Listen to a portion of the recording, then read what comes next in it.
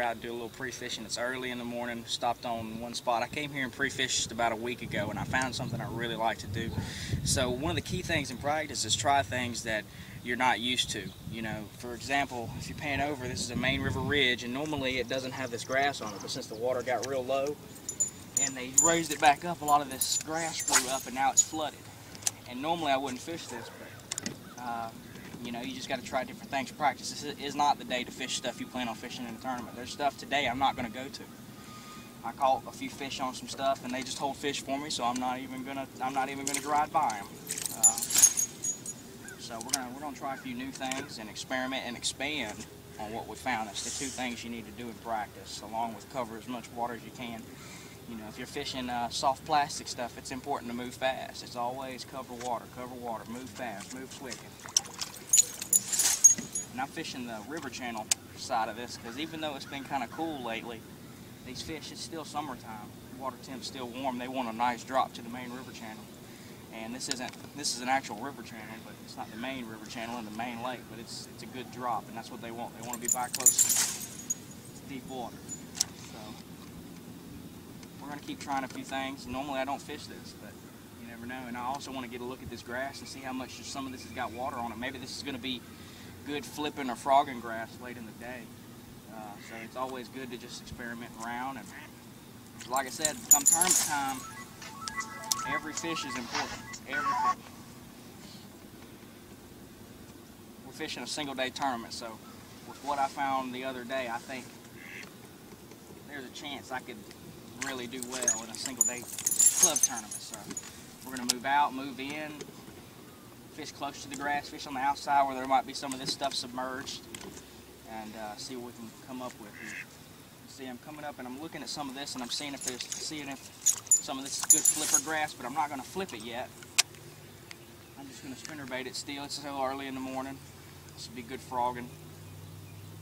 Just trying to get a look and see what this stuff looks like. So we're still out here. We're trying to cover a lot of water. I switched up, and this water's still pretty clear, so I'm fishing a swimming jig. It's a good application to change up from a spinnerbait if the water's really clear, especially when you're fishing visible cover like this and you're fishing targets. You can pitch, flip, make long, good, accurate casts, and it's just not as bright as a spinnerbait. So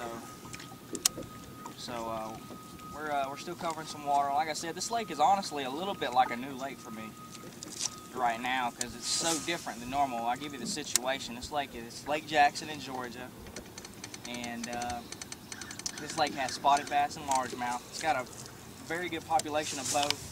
A lot of the largemouth you're going to find are going to be up the rivers, but you still catch a lot of the main lake. It's still summertime. It's cooled down quite a bit lately. We've had some good fronts come through. It's it's August 27th, and all year they've had the water really down on this lake, and what happened is a lot of this bank grass grew up. There used to not be hardly any of it. You'd find a clump here, a clump there, but now there's a lot of it, and the water come back up. They were repairing the dam, and a lot of this stuff is flooded, and I'm having to kind of relearn the lake in a lot of ways. These fish up the rivers, the water's just a little dirtier. It's still pretty clear. It's a pretty clear fishery a lot of times. It's got a reputation of being a dirty lake, but it's cleared up a lot. They've done a lot to really help this lake. So up these rivers, the water's a little dirtier, and a lot of times in the summertime, you'll still find fish shallow. You just got to find what they're on, and you got to find what you can get bites doing. So we're just switching it up, and I'm covering a lot of water. It's all about interpreting what you see, and if this stuff's got enough grass to be potential, then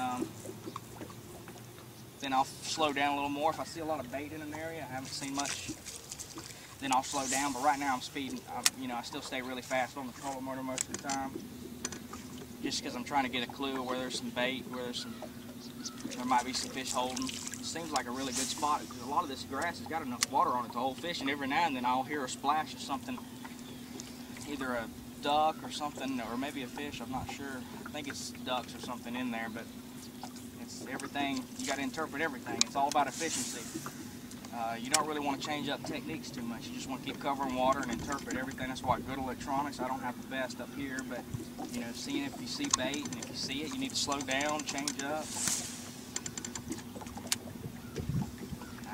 had too much going on. I mean, this stuff looks good, but it's just not. So we'll change up in a little bit. Stay tuned. What's up, guys? I hope you enjoyed the first installment of Free Fishing Walkthrough. As you can see there, a new series I'm going to be starting. I'm going to continue it all season. I wanted to say a few things. One, I wanted to say I'm sorry for the video there. The upcoming ones will be a lot better. He forgot to use the camera filter thing to block out the sun as it was coming up through the day. I want to continue this. I'm going to have an annotation thing for a video that I think you guys are going to like about using longer rods and how it's going to help you land and catch more fish out